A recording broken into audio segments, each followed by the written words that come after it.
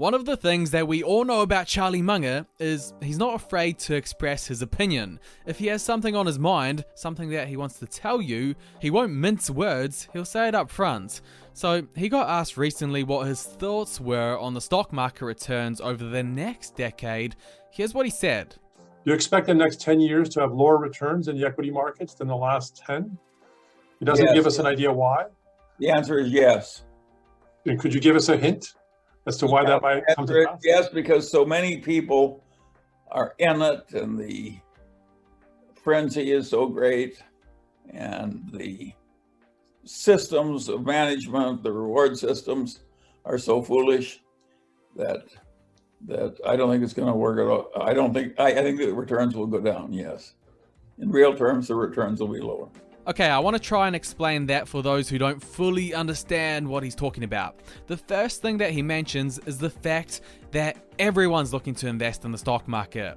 So what's happened over the past decade in stocks, we've seen unprecedented growth. Since the end of the last stock market crash 11 years ago, the stock market is up over 400%, aka over 5 times in price. Now what this does is it makes everyone flock into the market. What? You put your money in a decade ago and now you have 5 times the amount? I want to do the same. And then what happens is you get the cook, the cleaner, the sports coach, they all want to put their money in the stock market and prices get higher and higher.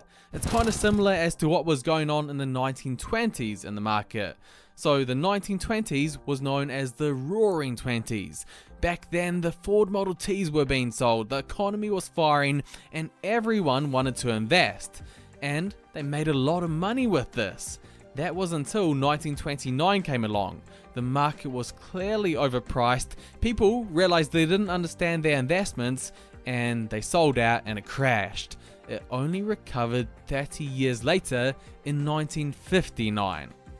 And that's the thing, a lot of people who are currently in the stock market don't know a thing about market history, about previous lost decades in the market or anything like that.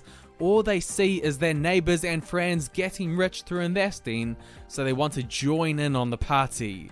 But, as Munger thinks, there's only so long that the party can go on. As much as we would like to believe, you can't just keep making infinite returns in the market. Eventually, things have to simmer down. And if you look at history, you will see that. You will see periods where the market went boom, and you'll see periods, just like from 1929 to 1959, where the market went nowhere. The other thing I don't know if you picked it up was that Munger said, I think the returns will go down, real returns will be lower. So why did he specifically point out real returns? In fact, what I should probably ask you first is, do you know what real returns are? Real return is what is earned on an investment after accounting for taxes and inflation. Real returns are lower than nominal returns, which do not subtract taxes and inflation. So Munger has put a specific focus in that inflation and or taxes are probably going to be higher over the next decade. Let's start by looking at taxes. Unless you've been living under a rock, I'm sure you guys know this, we have a new president in 2021. His name is Joe Biden. He has taken over from Donald Trump. Now, Trump was not a big fan of the old taxes. In fact, one of the major moves that he made when he came to power was to majorly cut taxes, especially the corporate tax rate, which he lowered from 35% to 15%. Biden is going to be doing the opposite, raising taxes, particularly on the wealthy, on corporations, and on estates, aka higher taxes for investors and businesses. So that's something that we're going to have to watch out for over the next decade, higher taxes. But arguably, even more important than this is inflation. For those who don't know, inflation is simply the rise in the prices of goods and services. For example, did your grandma ever tell you of how she used to buy a loaf of bread for 10 cents and now it's a ripoff, it's $3? Why is that the case? It's inflation, the increase of prices. So let's say you made a 10% return on the stock market next year. If inflation was 10%, you essentially made no money. Your real return was zero. This is why inflation is so important. Now, one of the biggest causes of inflation is printing money. or we can put it in more complicated financial terms, quantitative easing. And right now we are seeing a lot of this going on in the USA. This is what Charlie Munger said on the matter.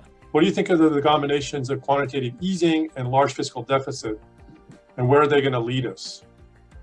Well, there I've got a very simple answer, and that is, it's one of the most interesting questions anybody could ask. And we're in very uncharted waters. Nobody has gotten by with the kind of money printing we're doing now for a very extended period without some trouble. And I think we're very near the edge of playing with fire. If you look at the Federal Reserve, the European Central Bank, and the Bank of Japan, they've collectively expanded their balance sheets by around $8 trillion in 2020. It took them almost 8 years to do the same following the collapse of the global financial markets in 2008. 2020, they did it in just 1 year. So right now they're doing something that they've never done before, printing money at what Charlie Munger calls astounding rates. The problem with all of this printing of money is that it leads to inflation, because the more money that is artificially pumped into the system, the more demand that there is for products, and inevitably, at some point in time, they will go up in price. That's simple economics. And this is one thing that we all need to watch out for as investors, because they affect our real return that we will get in the market over the next decade. Another thing that will affect our return is the current prices of stocks. If stocks are priced too high, obviously our returns will be lower. So the question becomes, is the market in a bubble? Here's what Munger said on the matter. Is the NASDAQ in a bubble? Well, nobody knows when bubbles are going to blow up. Just because it's NASDAQ doesn't mean it'll have another run like this one very quickly again. This has been unbelievable. Again, there's never been anything quite like it. If you stop to think about it, think what Apple is worth compared to John D. Rockefeller's old oil empire. It's been the most dramatic thing that's almost ever happened in the entire world history of finance. I don't know if you guys remember, but in 2018, there was this big fuss about who would be the first company to be worth $1 trillion. It was out of Apple, Microsoft, and Amazon. Apple was the company that hit that milestone first. But fast forward to today, Apple is worth over $2 trillion, Microsoft $1.6 trillion, Amazon $1.5 trillion. So these companies have just been increasing in growth at a humongous rate of knots. And a lot of people are saying these companies are way overpriced, because you're paying trillions of dollars for a company that may be disrupted again, and new technology may take over. As Charlie Munger says, companies behave like biology, and over time they all die. The companies of America behave more like biology than they do anything else. In biology, all the individuals die, and so do all the species. It's just a question of time. And that's pretty well what happens in the economy too. All the things that were really great when I were young have receded enormously, and new things have come up, and some of them started to die. And that is what the long-term investment climate is. And it does make it very interesting. Look at what's died. All the department stores, all the newspapers, U.S. Steel, John D. Rockefeller's Standard Oil, the pale shadow of his former self. You know, it's just like biology. So they have their little hour, they have their little time, and then they get clobbered. So the real question is, how do we balance our investments? If we know that some companies will die through disruption, do we invest in the disruptive companies? Do we invest in the companies that will struggle to be disrupted? What's the style we should adopt? Well, some people try to get on the cutting edge of change, so they're destroying other people instead of being destroyed themselves. And those are the Googles and the Apples and so forth. Other people, like me, do some of that, joining things like Apple, and in some ways we just try and avoid big change that we think is likely to hurt us. And so Berkshire, for instance, owns the Burlington Northern Railroad.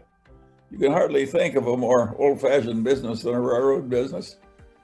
But who in hell's ever going to create another trunk railroad? So it's a very good asset for us. And we made that success not by conquering change, but by avoiding it. Now, Burlington Northern itself has been quite clever at adapting technology to their railroad. Imagine the good luck of being able to take an existing railroad and double deck all the trains and raise the heights of the tunnels a little and so forth. And all of a sudden you got twice the capacity at very little incremental cost, which is what that railroad has done. So that is a everybody uses new technology, but it really helps to have a position that almost can't be taken away by technology. How else are you going to carry goods from the port of Los Angeles to Chicago, except on our railroad? Essentially, you try to do both. You look at those companies, those industries that over the next decade or two, they will be the disruptors. They will change the way the world works and inevitably make investors a lot of money. But two, you also want those companies who can't be disruptive or will at least struggle to be disrupted. The likes of railroad or food sectors. These are industries that we've had for hundreds of years in the past, and over the next 100 years, we will have them as well. So that's smart, balanced investing. Not like modern day investing where everyone seems to overestimate their ability in the stock market. What a bull market does is it gets everyone to believe that they're all geniuses. Look at the huge returns I've made over the past year, and they go and boast about it to their friends. The investors that will do the best over the next decade will be those who can look at things objectively. They know their limitations and they will invest within those limitations. I spent a lifetime trying to avoid my own mental biases. I rub my own nose in my own mistakes. B, I try and keep it simple and fundamental as much as I can. And I like the engineering concept of a margin of safety. I'm a very blocking and tackling kind of a thinker. I just try and avoid being stupid. So, and I have a way of handling a lot of problems. I put them on what I call my too hard pile. And I just leave them there. I'm not trying to succeed in my too hard pile. What I would say is the single most important thing, if you want to avoid a lot of stupid errors, is knowing where you're competent and where you aren't. Knowing the edge of your own competency. And that's very hard to do because the human mind naturally tries to make you think you're way smarter than you are. But partly it's temperament. Partly it's deferred gratification. You got to be willing to wait. It's a weird, good investing requires a weird combination of patience and aggression, and not many people have it. It requires a big amount of self-awareness and how much you know and how much you don't know. You have to know the edge of your own competency. And a lot of brilliant people are no good at knowing the edge of their own competency. They think they're way smarter than they are. And of course, that's dangerous and causes trouble. If you go in the YouTube comments, if you go on CNBC, if you go on investing forums, they all think they know everything. Just go talk to Jim Cramer. I think those that are going to succeed over the next decade will be the ones who are humble in what they know and what they don't know. Those like Warren Buffett who stick to their circle of competence. They understand the risks of market prices, understand inflation, and invest wisely around what they do know. Let's see how many people will still be investing in 10 years. I hope you guys who are watching this video will be.